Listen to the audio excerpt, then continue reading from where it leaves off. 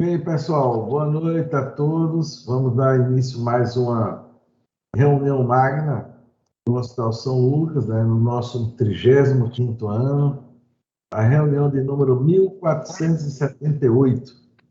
E hoje nós vamos ter o privilégio, o prazer, a honra de contar com a presença da nossa querida doutora Celi Marques, né, que dispensa a apresentação, basta dizer Celi Marques, todo mundo conhece, e que vai nos brindar pelo tema que ela tem se dedicado muito, que é a miocardiopatia periparto. Vai nos trazer uma atualização sobre esse importante tema. Então, Zé Augusto, como eu diria, né? A tela é toda dela aí. É isso aí.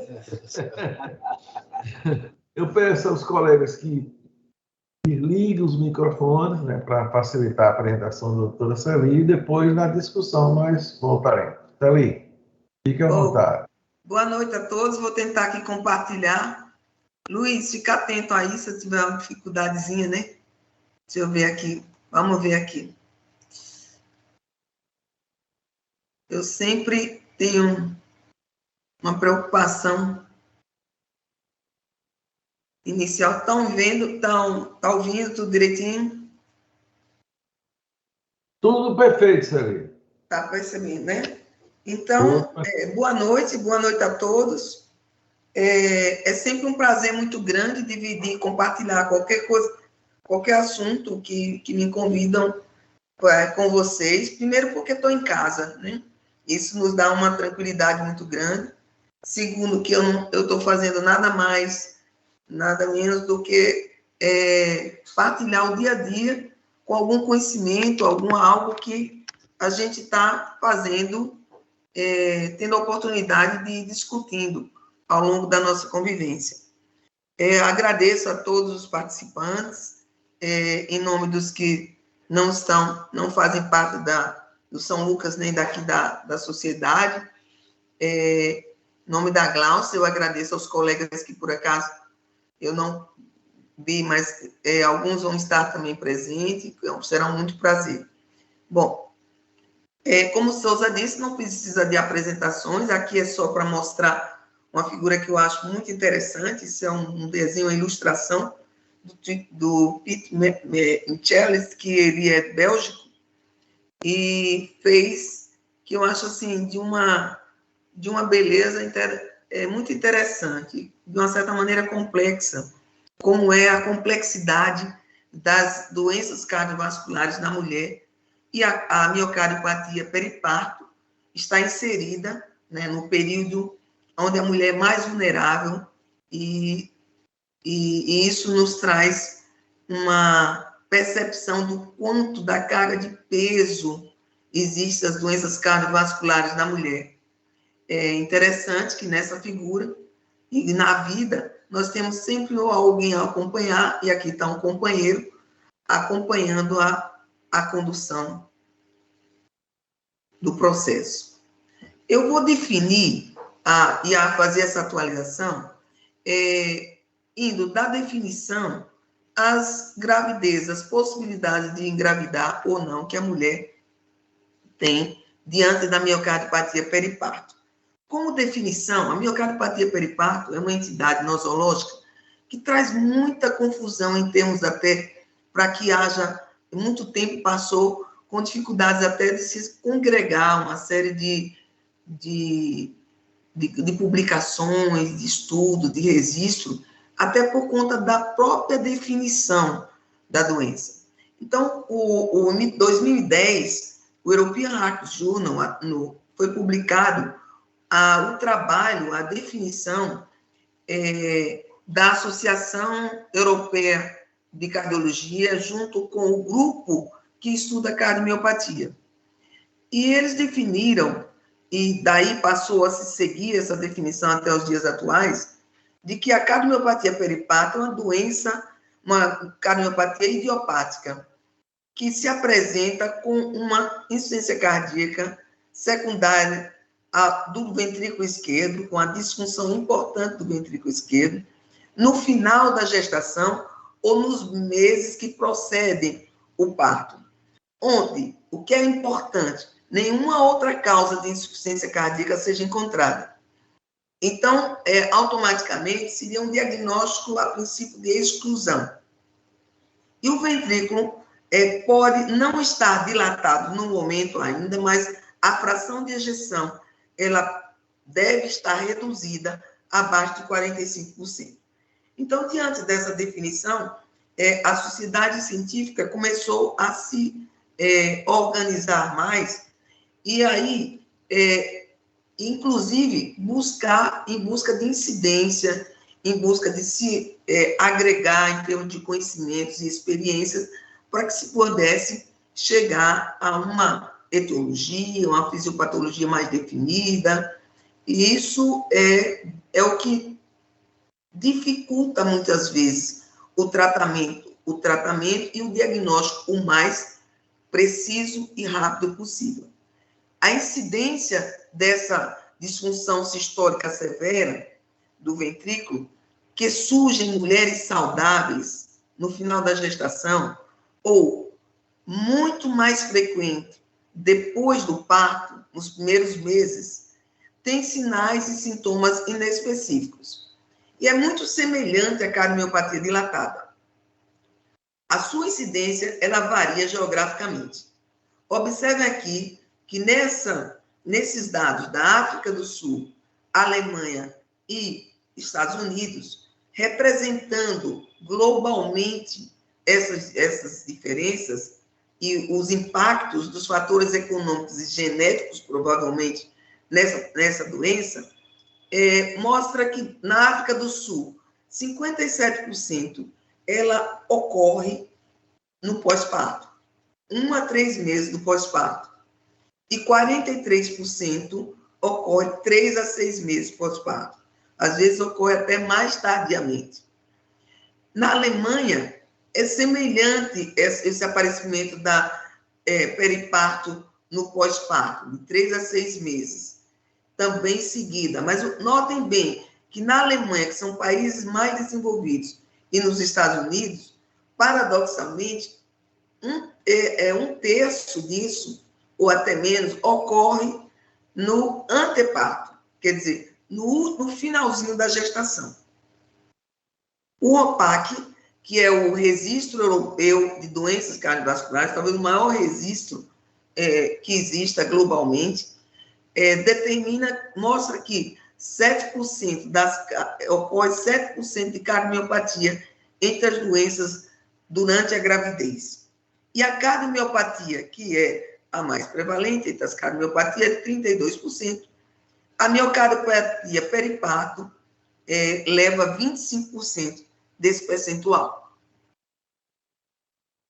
Quanto à mortalidade, a incidência mundial e a mortalidade, quanto maior seja o nível de desenvolvimento, país em desenvolvimento, maior a mortalidade e maior a incidência. Então, está muito associado com a área geográfica, tanto a mortalidade como a incidência. Aqui são muitos fatores que interferem, não só socioeconômicos, nutricionais, inclusive a maneira como lida e trata técnica e medicamentosamente esses pacientes. Então, já quando você chega na Suécia, chega no Canadá, então a incidência é menor, mas também a incidência das doenças, das cardiopatias, também durante a gravidez são menores. Esse estudo aqui, esse registro, esse estudo multicêntrico da cardiomiopatia periparto, compara a apresentação clínica e desfechos da periparto.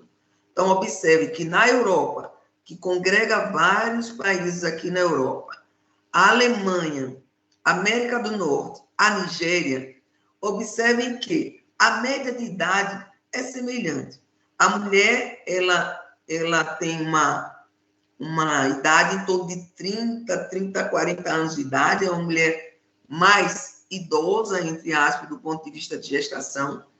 E na Nigéria, é um pouco menor, mas não faz muita diferença em termos de idade.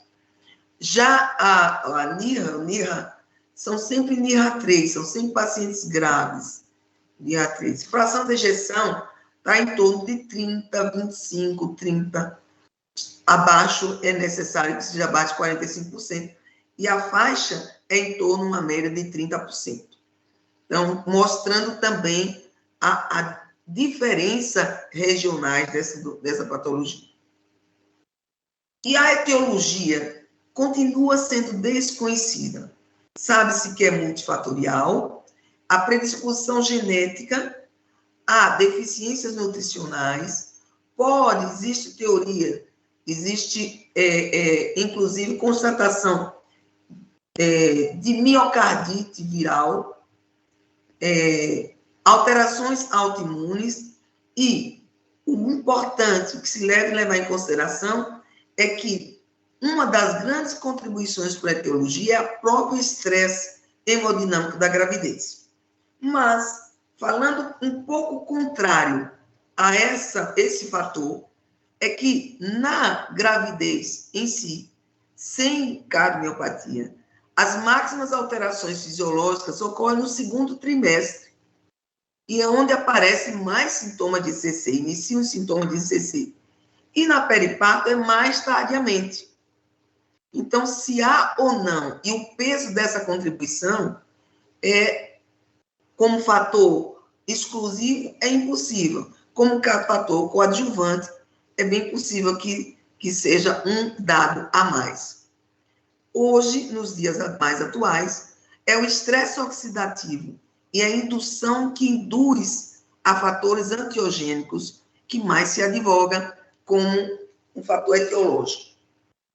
Quero chamar a atenção que mutações genéticas, e aí se pensa também na possibilidade de a predisposição genética ser um fato muito importante, é que 15 a 20% das mulheres com miocardiopatia periparto se detecta genes titina, da cadeia titina. Então, mas também a titina encontra também a cardiomiopatia dilatada. Então, até onde a periparto é uma cardiomiopatia dilatada com algumas especificidades, ou até onde ela não é, ela é uma entidade individualizada, ainda não se tem essa comprovação. Sabe-se que outros fatores de risco importantes para desfecho e evolução inclusive a apresentação clínica, associação com pré-eclâmpsia, ter gestações gemelares, ter etnia africana e múltiplas gestações. E aqui, já chamei a atenção anteriormente, a idade da mulher. Como possível mecanismo fisiopatológico ligado à produção de fatores antiogênicos, existe o da produção de um fragmento de prolactina, 16-KDA, que seria a vasoinibina, que vai levar a alterações no vaso, alterações antiangiogênicas. E isso é muito importante, essa linha de raciocínio, essa linha está sendo bem mais estudada, que o bloqueio da prolactina seria talvez um potencial alvo terapêutico. Nós vamos mostrar mais adiante. Aqui, mostrando a ação da fisiopatologia esquematizada. Então, seria a produção da prolactina.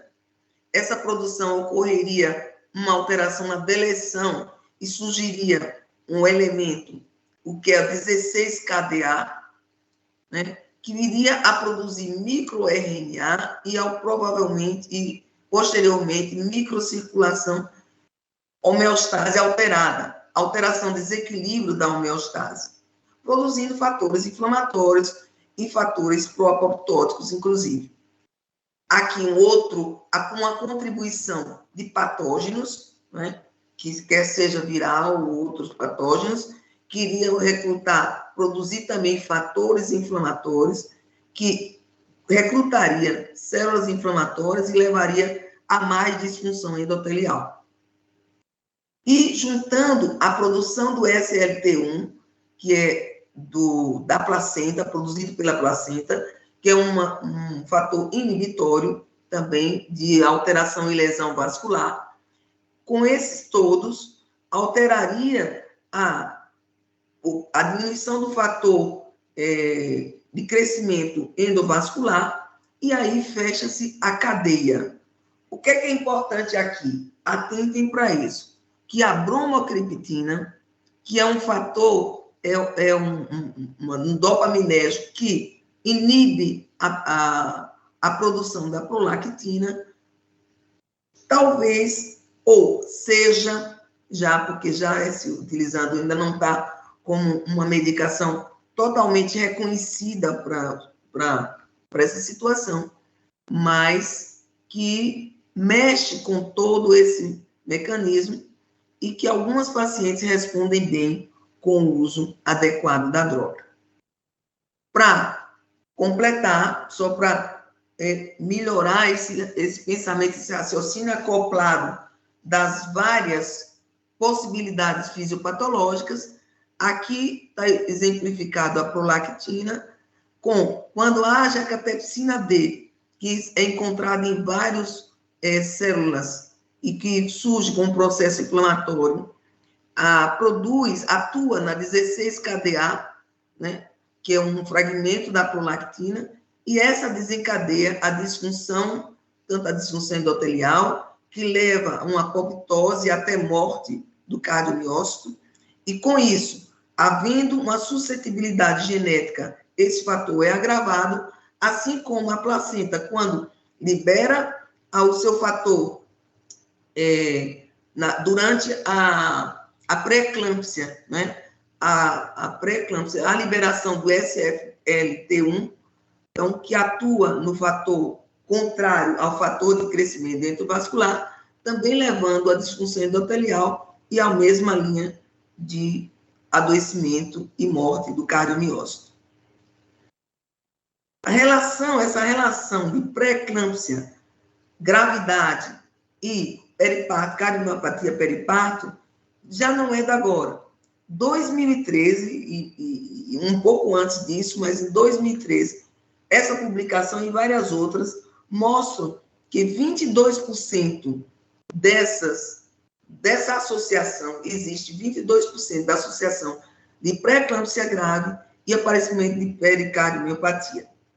Aqui, em 2019, mais é um estudo de coorte que mostra, um estudo que na Dinamarca, que pegou de 78 a 2012 e mostra que, à medida que a pré-eclâmpsia é mais grave, ela tem aproximadamente um percentual de 20% a 40%, a possibilidade de, através do desequilíbrio angiogênico e da disfunção endotelial, levar ao aparecimento de uma cardiomiopatia periparto.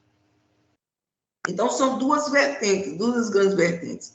Uma vertente que enfatiza o distúrbio angiogênico e a disfunção endotelial, e outras sem a alteração e a participação da prolactina. O que é importante para o diagnóstico diferencial da miocardiopatia periparto? É fazer um diagnóstico diferencial. Para que se faça um diagnóstico durante a gravidez de miocardiopatia periparto, o diagnóstico de exclusão, você tem que afastar, a mulher tem que estar bem do ponto de vista de insuficiência cardíaca e lesão miocárdica. Então, nós temos que afastar a possibilidade de cardiomiopatia por Takotsubo, a familiar, qualquer pré-existência de cardiomiopatia durante a gravidez, o período que anteceda a gravidez, até a própria possibilidade de ser uma cardiomiopatia recorrente, de pré-eclâmpsia, né? Aí a pré-eclâmpsia em geral, para considerar como pré-eclâmpsia da própria eclâmpsia, não teria a disfunção sistólica, a cardiomiopatia hipertrófica, e aí vai, miocardites, as doenças hipertensivas, outras que tenham um certo grau de hipertrofia, ela não deve ter doença que lese o músculo, doença cardiovascular estabelecida. E aí, nosso posicionamento do 2020 adverte que a história clínica, o início da sintomatologia, embasado com biomarcadores e uma ferramenta que, em geral, se tem, que não, sem ser com muita dificuldade, um ecocardiograma e um eletrocardiograma, deve ser o caminho para que se estabeleça o diagnóstico. Então, para que se diga que é uma cardiomiopatia peripártica, tem que se excluir outras possibilidades antes. Não esqueçam disso.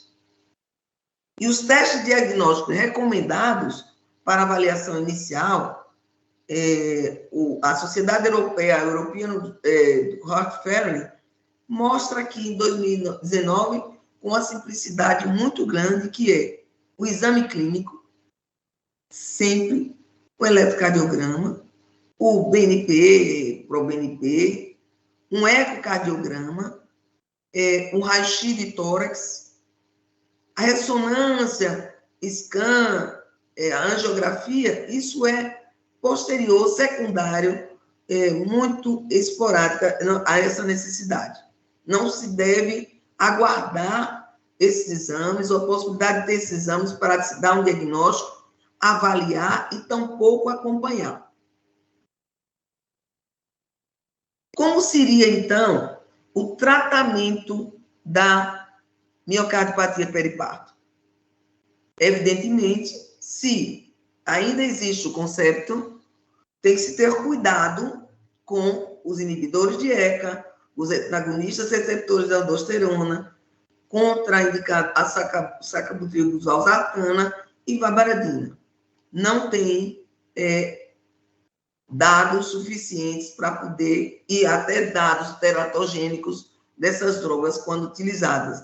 Então, proscrito essas drogas, e a gente vai usar, assim como a varfarina, né, grande parte do período da gravidez, e o que a gente vai ter para lançar mão vai ser os diuréticos, o beta-bloqueadores, a hidralazina com nitrato, e aqui eu chamo a atenção dos beta-bloqueadores, o metoprolol, o contraindicado é o atenolol, né?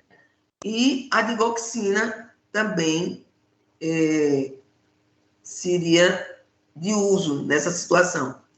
O potencial efeitos adversos, né, seria a própria hipovolemia, alterações placentárias.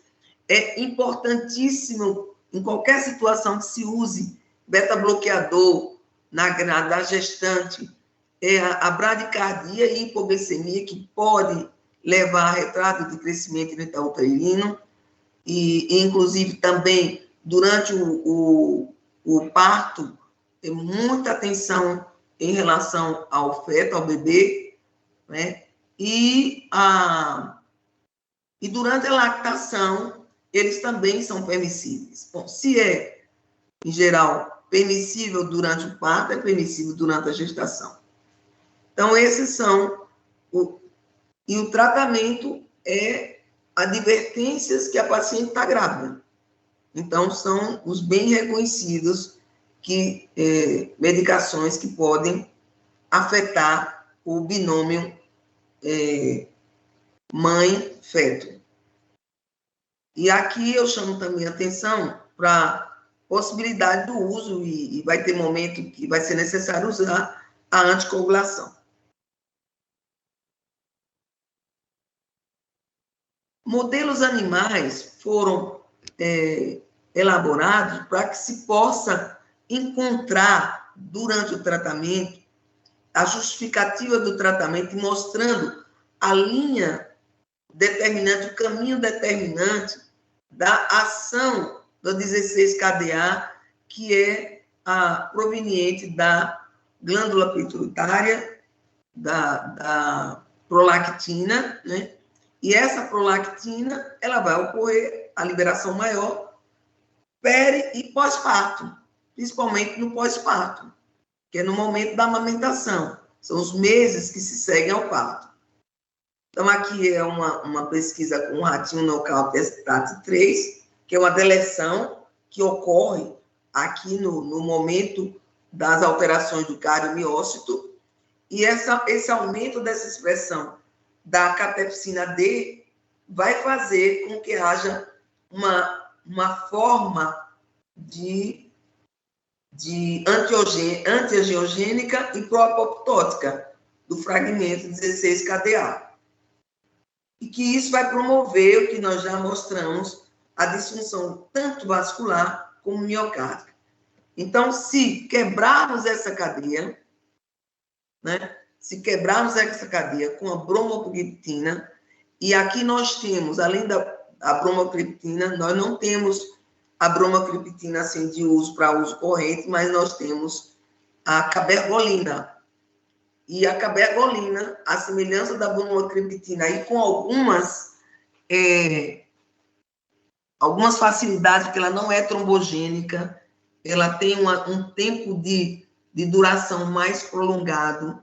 Então, esse é um cuidado, é bom e ao mesmo tempo ruim, porque se acomete algum fator que não seja desejável, você tem mais dificuldade de tirar a droga, a ação da droga. Mas mostra que, na medida que você quebra a produção da prolactina, então vai diminuir a produção do 16-KDA, da produção do microRNA, e que se torna também lesivo à disfunção endotelial, e através dos 3 caminhos, esse seria o tratamento que deveria existir para que possa, e onde é que a pesquisa está atuando, para que possa intervir na evolução e no tratamento da miocardiopatia periparto. Até então, nós só temos, em relação à medicação, fora a estratégia habitual da insuficiência cardíaca, seria o uso da bromocriptina ou da cabergolina, esses agentes proangiogênicos que atuassem na diminuição da produção do SLP1, e também da produção de anti-MIR, quer dizer, anti-microRNA, que é outro caminho que promove a disfunção endotelial e a alteração dos cardiomiócitos. Então, quanto aos agonistas da dopamina, o National Library of Medicine, nenhuma diretriz, nenhuma publicação recomenda como primeira opção nenhum agonista da dopamina. O europeu, a diretriz europeia, ela já coloca como uma segunda opção, como uma possibilidade de uso, né? Permeia esse uso, e na Europa se libera não para tratar a periparto, mas para inibir a lactação.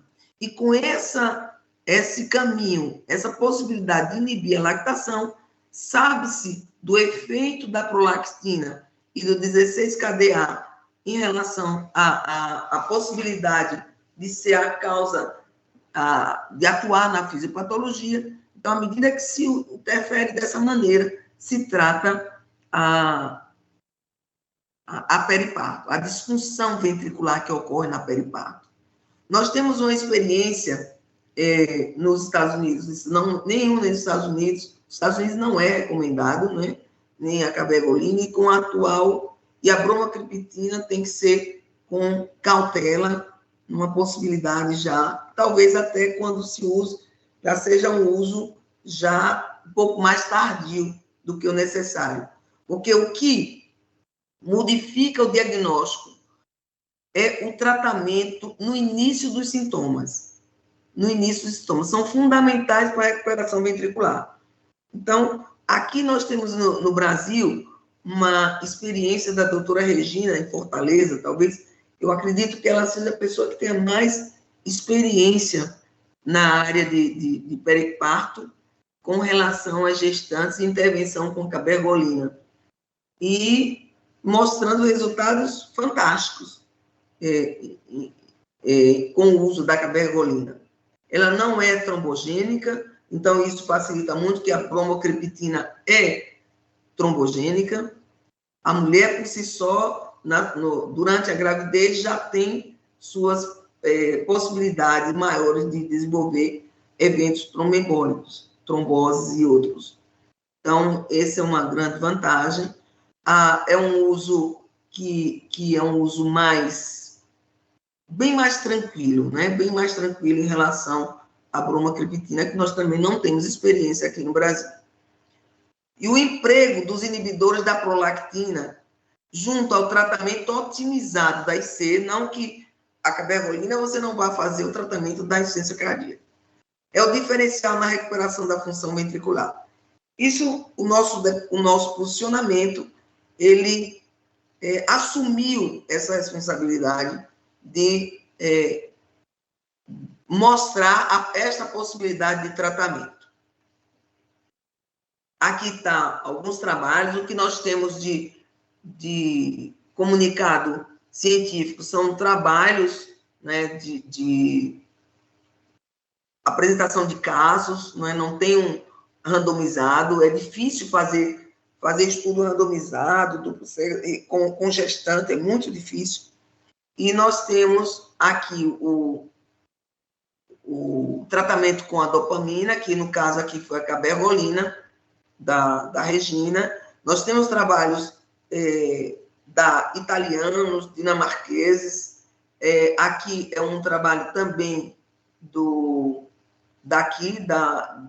Barbacena, Faculdade de Barbacena, aqui brasileiro, mostrando esse uso da cabergolina.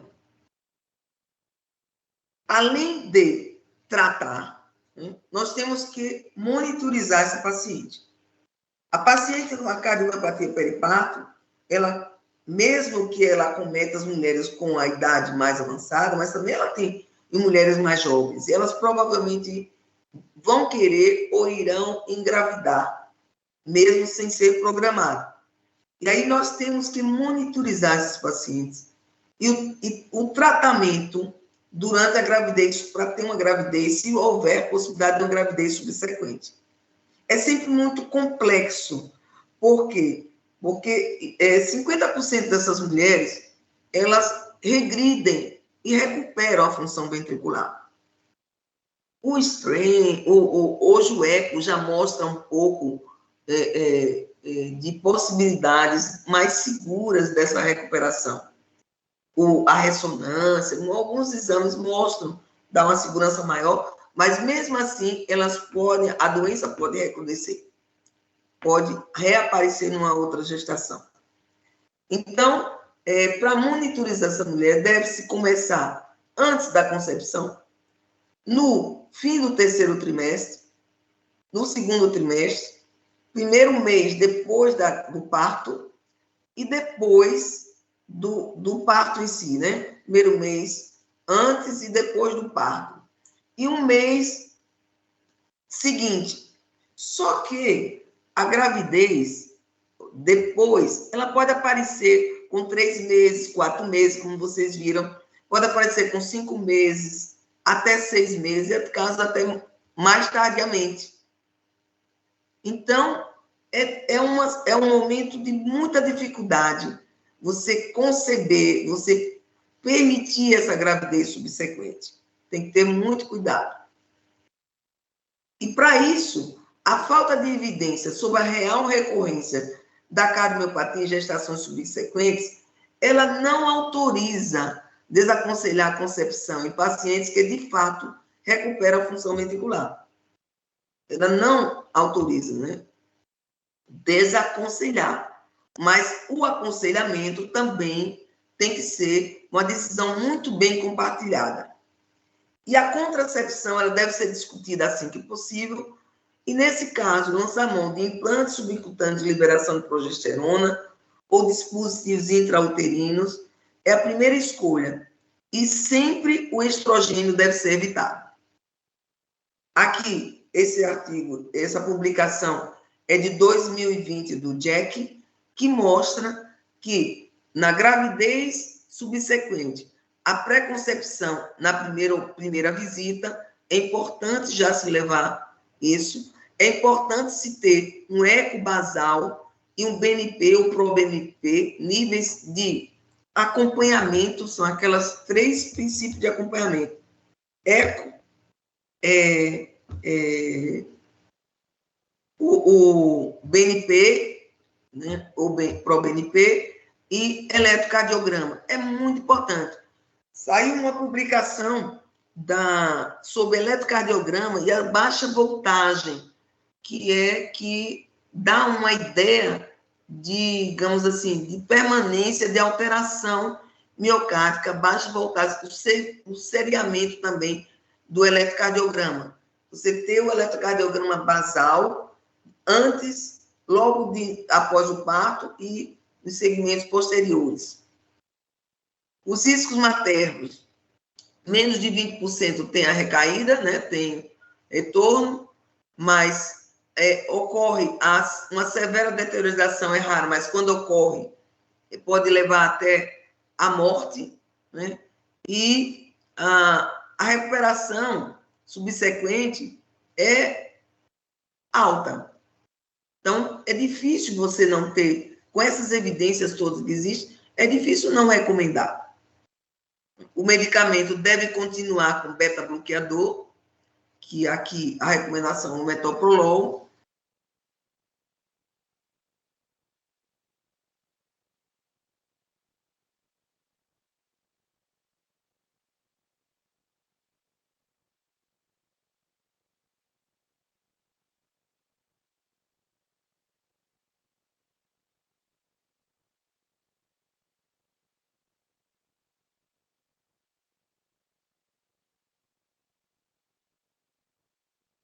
Se ele está no mudo.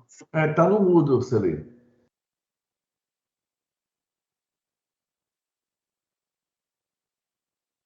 Celi, continua com o microfone desativado.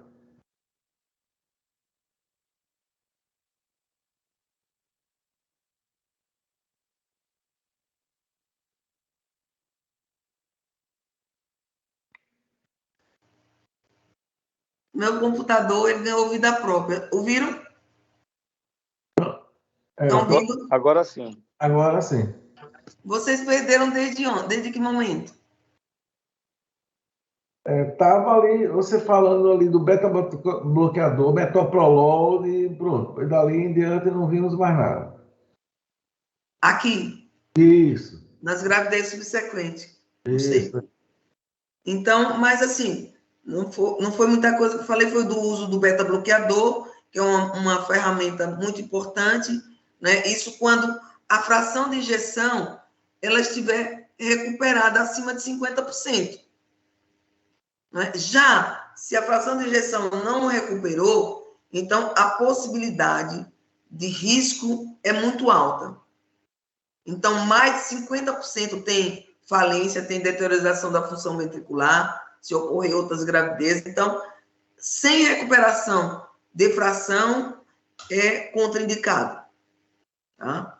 Então, e o importante, como eu estava falando, é que a multidisciplinaridade esteja envolvida. E o paciente e a família o tempo todo também envolvidos nos riscos e benefícios de uma gravidez subsequente. Então, quais seriam as recomendações? A cardiomiopatia periparto é uma condição idiopática com disfunção sistólica do ventrículo em fração abaixo de 45%, no final da gravidez ou após o parto, quando nenhuma outra causa de insuficiência cardíaca é encontrada. Isso é um alerta número 1. Os fatores de risco para periparto incluem ascendência africana, pré-eclâmpsia e hipertensão, gestações multifetais e idade materna mais avançada. Idade materna mais avançada é acima de 30 anos. Então, já é uma idade mais avançada. E aí vai. A etiologia da cardiomiopatia periparto, ela é pouco compreendida, é muito ainda muito variada, cheia de multifatoriedade, então ainda não está bem definida.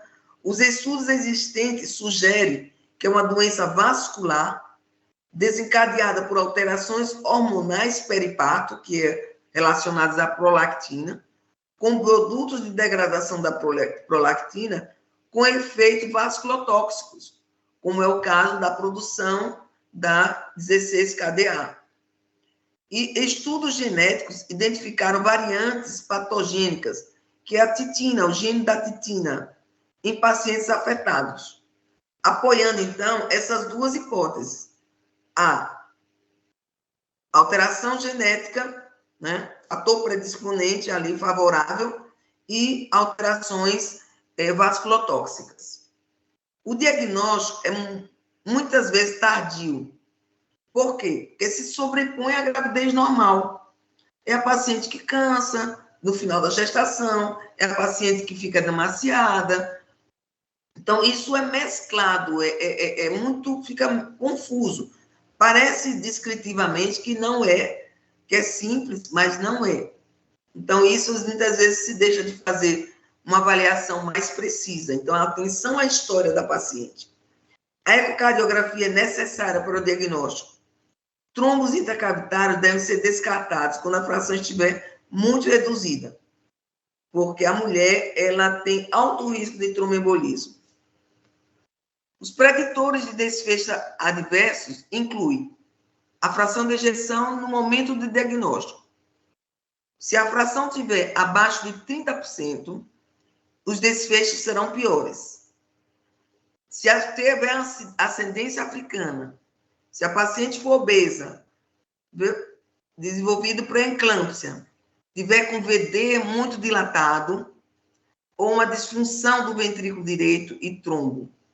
Então, o prognóstico é bem negativo. A cardiomiopatia peripática está associada a taxa de recuperações mais alta em comparação a outras formas. E isso deve ocorrer em torno até 2 anos de desenvolvido. A anticoagulação é endossada pela American Heart Association se a fração de ejeção for abaixo de 30% durante o final da gravidez e até 8 semanas após parto. E essa anticoagulação, ela pode ser feita com heparina de baixo peso. Que a varfarina é contraindicada durante a gravidez, não é durante toda a gravidez, mas no início, quando estiver na formação, no desenvolvimento embrionário, e no final, ela é contraindicada. Mas também é difícil de você controlar com a varfarina, mas a heparina de baixo peso pode ser usada. Ambos os agentes são seguros durante a lactação, mas os anticoagulantes orais não foram estudados durante a gravidez, devem ser evitados, os DOACs. O papel da bromocriptina como agente terapêutico é atualmente experimental. Isso é o JACC de 2020. Se utilizada, a anticoagulação terapêutica é recomendada, pois é protrombótica e suprime a lactação. Aqui, eu diria que a cabergolina não é necessário, a paciente ela já está com sua profilaxia, se tiver trombo, ela vai estar anticoagulada, mas necessariamente por conta do uso da cabergolina, não seria necessário essa estrita recomendação de anticoagulação. O parto prematuro ou a interrupção da gravidez deve ser considerado em caso de instabilidade hemodinâmica. Pacientes estáveis são entregues por via vaginal, a menos que haja razões obstétricas. O cardiologista ele não deve recomendar via de parto. Não é função da cardiologia. Entretanto, se a paciente estiver estável, vai ser a melhor via, vai ser a vaginal.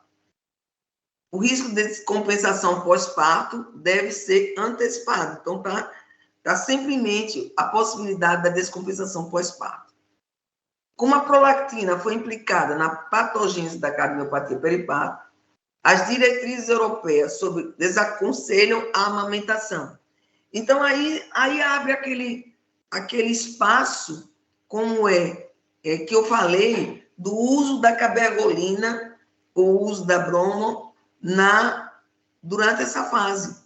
que mesmo que não seja orientada ao tratamento específico, mas como está desaconselhado, então facilita mais. No entanto, um pequeno estudo dos Estados Unidos, dados de registro observacional, sugere que a amamentação é segura. Esse é um dado, saiu o El-Kayane com o seu grupo, ele publicou agora, em 2021, 2022, publicou até algo sobre a amamentação, levando à melhora da imunidade por talvez aquela possibilidade de ter a contribuição de miocardite, as miocardites, inclusive virais, tá como uma fonte etiológica de possibilidade de desenvolver a periparto, recomendando a amamentação. Mas confesso que pela experiência que nós temos, amamentar com a paciente com descompensada é muito difícil. E aí é que está. Não devemos perder tempo nem para diagnosticar, nem tratar a paciente com cardiopatia peripática, porque isso define prognóstico. Se a disfunção do VE persistir, a medicação deve ser continuada indefinidamente. Naqueles com recuperação do VE, os dados observacionais disponíveis suportam a continuação de terapia indefinida também. Se os medicamentos parecer forem interrompidos, eles devem ser desmamados gradualmente com avaliações clínicas e cardiográficas frequentes. O aconselhamento adequado deve ser fornecido para pacientes que considerem gravidezes adicionais. Se a disfunção persistir, as mulheres devem ser aconselhadas, devem ser advertidas sobre piores desfechos maternos e fetais. As mulheres que recuperam a fração de ejeção acima de 50% ainda têm risco de IC, que pode persistir após a gravidez. Então, é o momento do time, do RAT time, né, e da equipe multidisciplinar levar em consideração esses dados.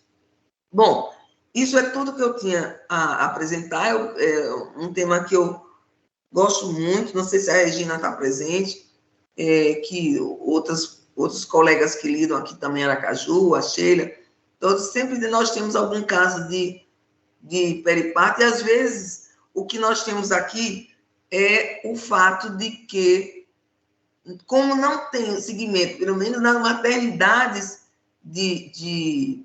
públicas, elas não têm ambulatórios específicos, tem pequenos ambulatórios. Tem o caso ISME, que é com a Thelma aqui em Aracaju, e a Sheila, elas fazem, mas não com um fluxo dirigido para que a gente fique... nós estamos batalhando isso, para que se crie um fluxo que as pacientes possam dispor de um acompanhamento, para que a gente possa chegar mais perto e ter a possibilidade de intervir nesse prognóstico tão grave.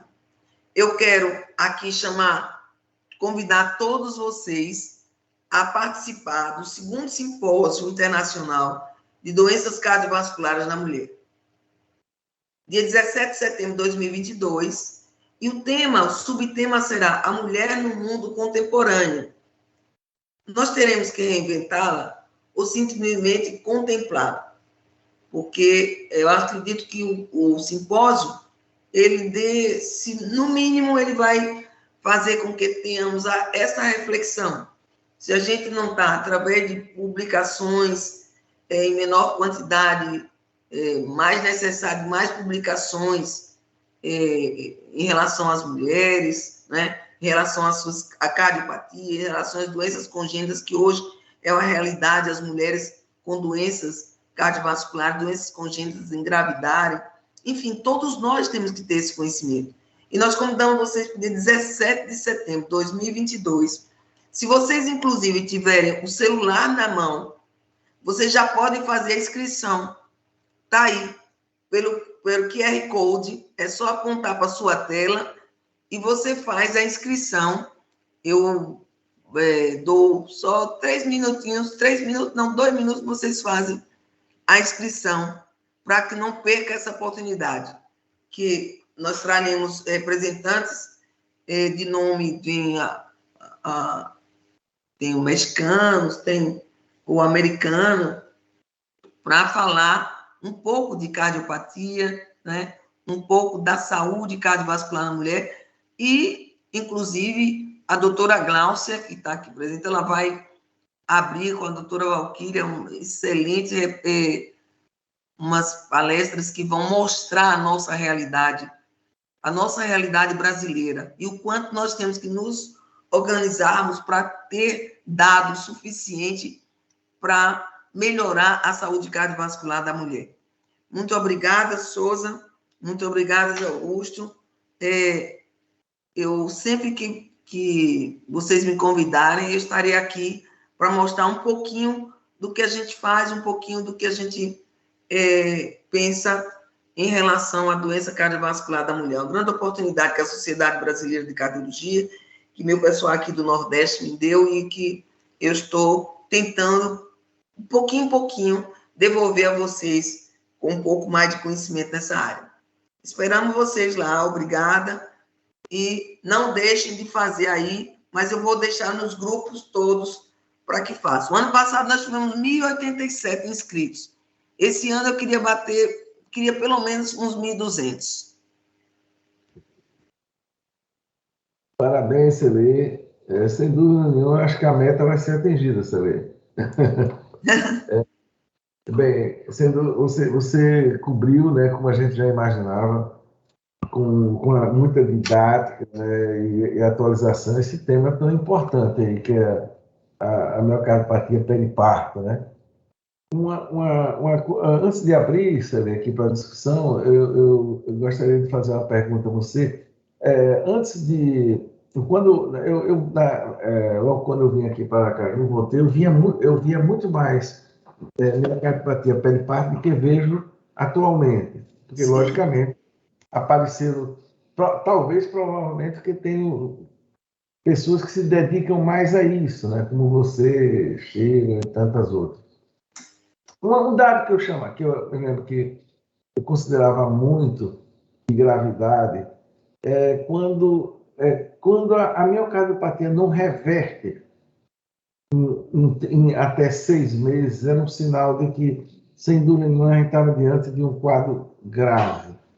Isso continua ainda se impondo. Eu não vi aqui naquelas especificações de gravidade, eu não sei se esse é um dado ainda que tem valor, eu só queria que você comentasse aí. Ô, Celi, antes, você daria para descompartilhar a tela, porque aí fica mais fácil para a gente. Espera aí. Eu tenho... Deixa eu ver como é que eu descompartilho aqui. Agora... Consegui, não? Fechou? Conseguiu. Tá perfeito. Tá bom. Que agora fica mais prático. Então, Souza, quanto mais precoce for a recuperação, melhor o prognóstico. Tá? Esses 6 meses é um fator, é um tempo bem razoável, mas pode, inclusive, mesmo depois ainda aparecer. Um mês ou até um ano, mas os 6 meses é um tempo que se determina para que faça um bom acompanhamento, um bom seguimento. O grande problema é que nós não temos, nem em todos os lugares, tem um segmento com tanto tempo, né? Para que permita a mulher ser acompanhada durante esse tempo. Nem em questão da própria conhecimento da comunidade médica dessa necessidade. Então, eu acho que foi uma pergunta bem, assim, uma colocação sua muito pertinente, esse tempo de acompanhamento. O americano, ele estreita um pouquinho menos que no fluxograma, cronograma que eles dão, mas, assim, nós temos que dar, de um modo geral, 6 meses é um tempo bem razoável. É o predominante. Outra coisa que você falou é um desafio. Agora, também hoje, sim, só para complementar, também hoje nós disponibilizamos de meios, né? Meios mais concisos para avaliar a função ventricular. Então, só que isso ainda não está habilitado para que você diga que não tem risco. E você falou bem do desafio, né? Tem um monte de circunstâncias que fazem que retarde o diagnóstico mesmo, né? na gestação, desde edema, espiné e tudo mais, como você bem falou. E aí, Zé Augusto, quer fazer E algum você vê comentário? o seguinte, que às vezes essas pacientes, elas são obesas, elas já são mais idosas, elas são as hipertensas crônicas, então você tem uma certa dificuldade, né, de você caracterizar. Precisa estar bem próxima mesmo e estar com todos esses dados na cabeça, essas possibilidades para se diagnosticar. Ô, Zé Augusto, antes de você falar, né, tem outra coisa que eu achava muito complexo e complicado, é aquela questão de você proibir gestação subsequente. E eu me lembro, uma vez até eu participei de uma decisão até que Maria Tereza, né, ali fazendo ali o apoio psicológico com a paciente, e a gente, porque ela ficou assim, ela fez uma disfunção ventricular muito importante, regrediu, e a gente tinha um receio muito grande de que ela fosse para a gestação subsequente. E interessante que a paciente, nós fizemos uma decisão compartilhada há muitos anos atrás, quando isso não era tão comum, né? Mas ela, o marido, assumiram o risco, e o pior é que ela teve um desfecho muito ruim, porque a gestação subsequente foi uma descompensação muito grande aí, Sabe a idade que tinha, Souza? Lembra? olha, assim, ela tinha mais do que 30, mas não era, talvez ali 32, 33, por aí, não era tão, entendeu? Mas mais do que 30, seguramente. O grande problema quem lida com gestante é isso, porque assim, eles não acreditam, quando a gente mostra um dado que é favorável, eles se pegam naquele dado favorável, né, que recuperou e tal, então, e a gente não tem nem muitos dados para mostrar, não tem. Mas também Bom, não tem para desaconselhar. Não tem para outra coisa, desaconselhar. naquela época a gente tinha inibidor da ECA, não tinha nem outras drogas mais, assim, de recurso maior. E recuperou, acho que tem que recuperar mesmo, que a gente sabe. Exato, está dentro dos 40% que recupera, né? Exato. Ele recupera, às vezes, até sem Sei tratar. lá, a gente tem muita coisa que a gente acredita a medicação e sabe que não é da medicação, né? Isso aí Agora tem uma coisa que está facilitando, que são esses marcadores, né? Os marcadores biológicos, o aconselhamento genético. Hoje você tem mais dados para você buscar. Porque, se você tiver algum tipo de gene que esteja mapeado como pertencente à cadeia das cardiopatias, e na periparto você já identifica, pelo menos a titina você já identifica, mas tem uns 5 ou 6 que você identifica também na cardiopatias periparto, e aí você já pode, com o aconselhamento, você já tem mais dados, mais de segurança. Mas tudo isso é muito tênue, a literatura é escassa ainda aí. Zé Augusto, depois já temos aqui a doutora Glaucia agora já em casa. Parabéns aí pela apresentação, ótima, excelente revisão. Souza, ele fez a pergunta que eu ia fazer, depois fazer outra, que é exatamente isso, mas só para complementar. Existe uma chance de recidiva, né? É fato. Sim. Uhum. A gente tem algum número? De recidiva? Sim. Não, Zé Augusto. Não tem nenhum dado que mostre um número?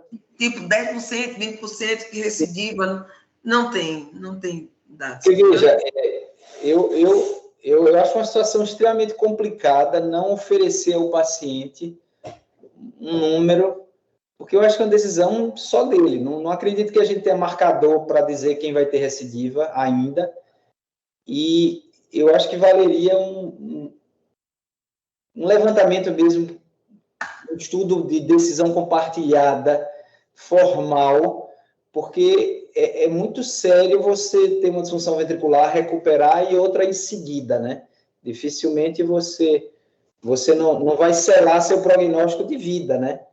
Então, eu não sei se eu fico preocupado eu não tenho evidência, mas se existe uma recidiva, talvez a gente tenha que colocar, infelizmente, talvez essa seja uma situação que tem que colocar essa decisão no colo da paciente, do esposo e da esposa. Eu não sei como o médico pode, de certa forma, não restringir, ou pelo menos não alertar. Eu fico preocupado com isso. Talvez esse número de recidiva precisa ser buscado. Outra coisa que eu acredito, viu, Zé Augusto, que com a organização que está ocorrendo em relação aos estudos, que é principalmente o europeu, que tem a professora Karen Sliver, tem a Denise Heifel, que ela tem mostrado tanto por estudo de genética, por estudos de mapeadores e acompanhamento a nível global, né? Porque eles têm grupos de acompanhamento no europeu, alemão, pelo menos nigeriano e fora o americano, né? E vem recrutando mais países para que tenha dentro daquela linha de comportamento de trabalho, de pesquisa, venha mostrar isso, mais evidência. Mas o problema está todo, inclusive, na fisiopatologia da doença e do grau de recuperação, né? Então, mas não parece ser uma doença monogênica, né? Parece uma doença de alguns genes mais ambiente. Exatamente. É mais complexa, o mapeamento sempre é mais complexo, né? Porque exatamente. Não tem... Outra coisa é a sobreposição. Assim, vocês têm visto famílias, a mãe e a filha, já viram isso? Filha e mãe tendo periparto? Ou a sobreposição com pré-eclâmpsia e eclâmpsia, como é que vocês... A sobreposição existe, né? A sobreposição 22%. No caso da HU, há uns 4, 6 meses atrás, como é que vocês encaram isso? É a mesma fisiopatologia? Como é que... Do que? Da periparto? Com a eclâmpsia, como é que vocês... Não é a mesma fisiopatologia, elas se imbricam. A possibilidade é que exista uma contribuição, e aí, mas também, por outro lado, a cardiomiopatia dilatada, muitas das cardiomiopatias dilatadas têm genes semelhantes a periparto, já foram identificados, pelo menos o gene titina já foi identificado na periparto e na dilatada, tá? E aí, isso já linka com já linkam as duas, como se fosse até uma entidade só que tivesse tido outras situações, mas tudo é muito recente. E a outra situação é da pré-eclâmpsia, na hora que começa naquele movimento, naquela caminho da liberação do fator símbolo de tireoquinase, que é SLT1, que ele libera, e ele é um angiogênico, o que acontece? Em pacientes que têm pré-eclâmpsia, 22% das mulheres com pré-eclâmpsia grave, moderada a grave, desenvolve disfunção ventricular. Então, isso existe. Já é um estudo randomizado, já tem visto essa possibilidade. Então, esse imbricamento. Não se sabe. Eu acho que hoje, se perguntasse, é uma doença única? Não se tem essa resposta. Não se tem essa resposta. E cada vez mais a gente percebe que aparece, através da genética, a predisposição genética, que eles vão triando pelo estudo genético, e parece que tem, no fim da linha ali, tem alguma ligação com a cardiomiopatia periparto, com alguma cardiomiopatia, que seria, no caso, seria inserida dentro das cardiopatias dilatadas, mas ela não é isolada, ela tem vários outros fatores. Né? Até os fatores, hoje está se discutindo até os fatores epigenéticos, modificando o comportamento, entendeu? Então, assim, a gente vai até mostrar isso no próprio simpósio, tem muita coisa. Quando se tem muita coisa, está faltando alguma, né? Para ser mais conclusiva. E a grande dificuldade é fazer estudo randomizado, fazer acompanhamentos com essa diversidade tão grande de fatores que interferem, que não se consegue separar. Beleza, ótimo. Aí, Glaucia, quer complementar alguma coisa? Eu quero dar os parabéns para a Celi, porque a aula foi maravilhosa. Eu adorei muito. Eu acho que uma coisa que talvez a gente tenha essas respostas que vocês estão falando aí com o registro, né, que é o Rebeca, que está tentando coletar esses dados sobre gravidez e complicações das mulheres, e talvez a gente tenha alguma coisa nessa... Mas acho que ainda vai levar um tempo para a gente ter esses números de uma forma mais global, para a gente entender um pouco melhor a doença.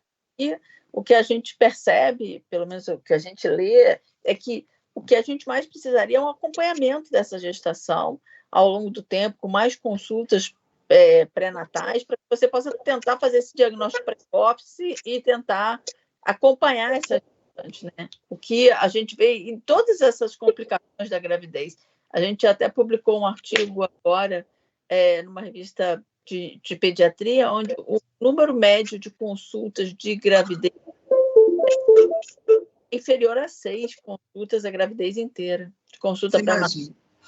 Isso é uma coisa complicada e isso leva à morte fetal, o binômio materno-fetal, sofrimento desse binômio. Então, assim, acho que o que a gente tem que chamar atenção para essa aula da Celi é a necessidade que a gente tem de acompanhar melhor essas gestações, essas mulheres, né? Para tudo isso, para além da cardiomiopatia periparto, mas para as outras complicações da gravidez, né, Celi? O que você acha? Inclusive, a nível de saúde pública, né? A gente organizar, já se sugere, existe o quarto período, trimestre, que é justamente os 3 meses que procede da gravidez. O quarto trimestre, que é onde muita coisa acontece, inclusive surgimento de periparto. Você acompanhar como você acompanha uma gravidez, o 3º trimestre, né? E o 4º trimestre. Isso demanda tempo. Eu acho que, como a própria Cláudia falou, o nosso registro, o Rebeca, ele vai mostrar qual é a nossa realidade. Nós não temos uma realidade brasileira, né? Você vê que também não tem muitos países não tem também. Não é só o nosso, não.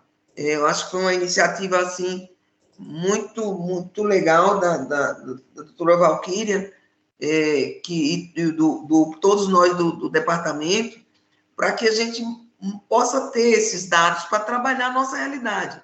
Como também, por exemplo, o uso você vê, tem essa hipótese da prolactina, né? Até hoje não se foi. Os Estados Unidos não reconhecem a cabergolina, a bromocriptina, ela é usada, assim, eles chamam de experimental, eles não prescrevem como se fosse uma indicação, e sim para inibir lactação. Existe agora um trabalho que eu achei até que, de repente, querendo puxar um pouco para a importância da amamentação, que nós sabemos, todos nós sabemos, mas a importância da amamentação e você inibir a amamentação, o prejuízo que seria de você inibir, até para diminuir, não ajudar na defesa, né? Nessa faixa, comprometer a defesa orgânica da mulher e do bebê. Então, assim, é tudo ainda muito pantanoso, né? Nebuloso ainda, assim, precisa de muita informação e mais difícil, você tem que ter esses dados todos a nível global, porque vai do país desenvolvido ao menos em desenvolvimento. E os agravos são maiores até nos países, que aí já entra o que é oferecido a essa mulher, como é acompanhada, até os dados mesmo mensuráveis, a gente fica em dúvida se não tem alguma dificuldade de coleta de dados em algumas regiões. Você vê, a Nigéria tem, a África do Sul não tem registro que anteceda o parto, né? A periparto aparece no pós-parto, né? E nos 3 primeiros meses não tem anteparto, como eles chamam. Isso tem alguma coisa, talvez aí seja a dificuldade de dar diagnóstico. A dificuldade de dar diagnóstico. Eu não sei o que Cláudia acha desse, que ela lida com muitos dados, muita estatística, epidemiologia. Eu acho que a gente tem que, não tem jeito, Celi, a gente tem que construir as nossas próprias estatísticas, a gente está tentando, né? Nós temos os nossos representantes aqui, junto aqui, escrevendo sobre hipertensão, e acho que talvez um dia a gente migre para a hipertensão, as doenças da gravidez, né? Mas eu acho que tem um longo caminho para ser percorrido até a gente conseguir construir isso. Acho que assim, um alerta que tem que ficar que qualquer complicação dessas da gravidez vai trazer repercussão ao longo da vida da mulher, né? A gravidez significa um teste de esforço para a mulher. Então, a diabetes gestacional, a hipertensão, a disfunção ventricular, isso tudo vai se refletir em novos eventos. A maratona, né? Uma maratona. Isso. E aí é como se a mulher, quando tem isso na gestação, que é mais jovem, ao longo da vida ela vai ter uma probabilidade que a diabetes chega 7 vezes mais do que a mulher que não teve intercorrência na gestação. Então, acho que é uma janela de oportunidade de tratamento para que você evite essas doenças no futuro da vida da mulher, no ciclo de vida da mulher. E muitas vezes não é nem questionado, na grande maioria das vezes não é questionado esses eventos adversos, essa história da mulher, né? Celi, Glaucio, uma coisa aqui que me passou qual a proximidade que vocês no Departamento da Mulher têm com, por exemplo, com o grupo da obstetrícia? Porque, por exemplo, porque eu acho que é uma maneira, muitos desses pacientes vão estar lá com a obstetra e não necessariamente vão passar no cardiologista. Se eles não tiverem noção disso aí, vão, por exemplo, ou solicitar esses exames, ou recomendar um cardiologista. Eu não sei se valeria a pena uma aproximação aí. Como foi feito? Por exemplo, nós temos diretrizes que envolvem, por exemplo, endocrinologia e cardiologia, oncologia e cardiologia. Isso. Então, eu acho que vai ter que trabalhar nesse processo aí também, né? Não sei como é que é a proximidade aí do Departamento da Mulher com a obstetrícia em si. Com a obstetrícia eu não sei, mas uma coisa bem legal que está acontecendo, Souza, eu faço cardiograma, né?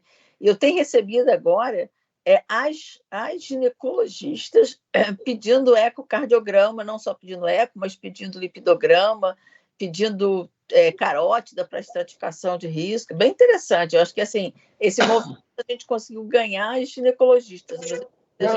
Olha, você sabe que eu já dei uma vez uma aula sobre fatores de risco na mulher num simpósio internacional que teve aqui em Sergipe, e a Aline Bujão era a coordenadora e tal. E eu comecei a mostrar, por exemplo, assim, os erros que aconteceram em relação a não valorizar a mulher como uma potencial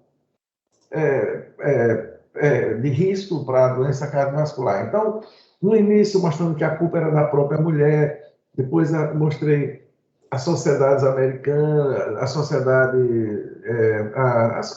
de cardiologia em si, as pesquisas clínicas, e depois, no final, disse, agora a culpa é de vocês, porque toda mulher procura o ginecologista para fazer a prevenção de câncer de mama e útero.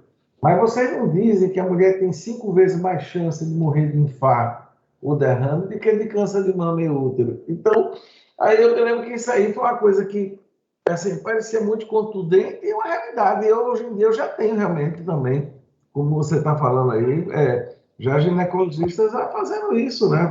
Também participando de prevenção. Souza, falando nesse contexto, eu acho que a gente se aproximou de uma maneira muito mais significativa da ginecologia e da obstetrícia do que já foi no passado. Então, por exemplo, esse sábado agora teve um simpósio de ginecologia e obstetrícia, e eu fui convidada para falar de risco cardiovascular no climatério. Só tinha, de fora da ginecologia e obstetrícia, eu, a única especialista, assim, fora a especialidade deles, né? E, assim, auditório cheio, foi sexta de noite e sábado o dia inteiro, Eline estava lá, doutora Ildete, um simpósio, assim, muito bem organizado, excelente. Eu até comentei com o Celi, né? Sim, exatamente. Sobre o assunto. Então, eu acho que hoje a gente tem um grupo de ginecologistas que se chama até prosa e verso, né? Que de vez em quando eles chamam para eu falar de colesterol, para eu falar de hipertensão. Então, assim, eu acho que a gente está muito mais próximo deles, né, Celi? Eu acho inclusive, exatamente, Thaís, concordo com você. Inclusive, por exemplo, nós recebemos um convite da Sociedade de Ginecologia e Obstetrícia para fazer um posicionamento em relação a fatores de risco, doenças cardiovasculares e gestação, e bem interessante. Então, assim, eu acho que essa coisa que a gente vai plantando, né? O DCM mesmo, ano passado, não foi, Glaucio? Tivemos webinars vários com ginecologia, obstetrícia, da sociedade da SBC. Eu acho que a proximidade com a ginecologia é muito importante, porque a mulher, eu tenho dados, eu até apresentei da American Heart, que 60% das mulheres não sabem que elas morrem muito mais de coração, né, do que de câncer de mama, por exemplo, né? Mas as mulheres, elas só procuram, em sua grande maioria, os ginecologistas. Então, hoje, eu acho que a gente está conseguindo, pelo menos aqui em Aracaju, essa parceria muito mais íntima com os ginecologistas, principalmente as ginecologistas, né? Carmen Luiz, a Júlia. Júlia ontem me pediu, Thaís, me mande seus slides, porque todo mundo gostou muito, porque você contextualizou com a ginecologia. Então, eu acho que hoje, como a gente está se aproximando, a gente tem o simpósio que Glaucia esse ano participou com a gente, Celi, né? Em que a gente traz doença cardiovascular na mulher, traz a ginecologia, tinha uma ginecologista falando no simpósio, Souza estava presente também, né? E, assim, eu acho que é desse modo que a gente vai construindo, vai mostrando a elas, né, a importância de estarmos juntos, nos somarmos nessa prevenção e nessa detecção precoce, né? É legal. Perfeito. Bem, Sueli, eu acho que já estamos aqui no adiantado da hora. Eu queria parabenizar você pela excelente apresentação. Também, assim, grato, né, e alegre com a presença aqui da doutora Glaucia, da doutora Thaís. A doutora Thaís está aqui sempre com a gente, mas Glaucia nos brindou com a presença dela. Já fez a apresentação aqui na nossa reunião magna. É uma pessoa que todos nós admiramos muito, então venha mais vezes, né? Fiquei até com inveja dessa apresentação de Celi. O horário, para mim, Souza, é mortal. Aqui no Rio a gente tem um problema de deslocamento. Essas 6 horas é difícil, tem que... Nem sempre eu consigo. Ô Souza... Eles Augusto, então eu vi que ele está também. Daqui a pouco a gente se encontra no estacionamento ali. Eu quero agradecer essa oportunidade, fiquei muito feliz, porque Glaucia, inclusive, ela sempre está nos prestigiando, o departamento, a mim, ela foi uma pessoa, assim, de grande importância, e tem sido, né, uma grande importância para o Departamento de Cardiologia da Mulher, ela não só estímulo, como que ela é o nosso referencial de produção e trabalho. Então, a gente fica sempre correndo para ver se faz 1/1000 do que ela produz, do que ela faz. Então, a gente isso é muito bom, porque o departamento ele fica assim, em grande efervescência. Eu quero... Então, nós estamos lá no funcionamento. Hein? Faz propaganda do posicionamento. Nós estamos para lançar, vai sair agora no Mundial um posicionamento, né? De saúde da mulher, quer dizer que, assim, um privilégio estar participando desse posicionamento e que, sem dúvida, isso eu não tenho a menor, a despeito de todos estarem participando, mas quem idealizou foi a Glaucia e, assim, bota a gente para trabalhar dia e noite. Então, o negócio, assim, Então, vai sair. Se tiver desanimada, ela manda mais coisa, não tem problema. Eu participei de uma diretriz com ela, de Chagas, meu amigo. Você precisa saber que é uma diretriz, eu não sei se... O resto aí eu acho que foi Pinto, né, Glaucia? Depois daquela diretriz ali... Sabe que a gente está agarrado ainda no Condir? Hoje eu falei com o Marinho, me ligando, assim, preocupado, porque a gente mandou tudo pronto há uns 15 dias no Condir e nada, ou mais. O Condir anterior, eu e Briva, o negócio não retardava não, viu? Era pauleira. Chegava, aí dizia o seguinte, chegou, nós temos aqui 2 dias para responder. E fazia questão de eu ver, eu via tudo, ele também, então... Então, está agarrado sou lá. Sou testemunha. E já vai ter a apresentação. Excelente testemunha. A Covid foi assim, né? Apresentação no Congresso, né? E, isso? Mas não sei como é que vai ser, porque a gente não conseguiu até agora liberar. Isso é uma oportunidade única, né, de apresentar. E uma diretriz, sem dúvida nenhuma, talvez seja a diretriz mais importante mundialmente, né, sobre Chagas, né? Não, e vai ser uma divisão de águas, é um divisor de águas, porque vai ser com grade, né? A gente não está usando o método. Mas eu sei que vai esperar para ver, Souza. Ali foi legal, viu? Bem, e Celi, mais uma vez chamar para o simpósio, eu vou ter o prazer de dividir ali uma mesa com a doutora Glaucia, né? Vou estar ali na... Quando eu vi com o Glaucia no meu, eu entrei e não queria saber nem o que é. Depois é que eu vou ver o que é. Eu também. E aí a gente ainda vai se encontrar aqui no Mundial, se Deus quiser, né? Sem dúvida, estaremos aí. Tá bom, ali foi uma panelinha. Foi, né? Uma panelinha do bem, né? Do bem, lógico que é do bem. As diretrizes, né? Ô, Glaucia, e a doutora Thaís me fez aí cancelar uma ida para o Congresso de Cardiogeriatria para falar no evento dela. Já pensou? Você quer eu fiquei dedo para dizer ao pessoal que não sei, que não vou poder, barará. E aí mandei logo, a culpa dela. Glaucia, o problema é que a gente não consegue fazer um evento sem ele, sem Celi, sem Zé Augusto, tem vários nomes que estão aqui, Sheila. Como, né? O Sergipe.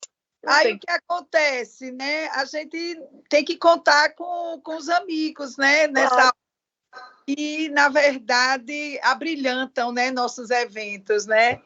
E é um especial, né, Thaís?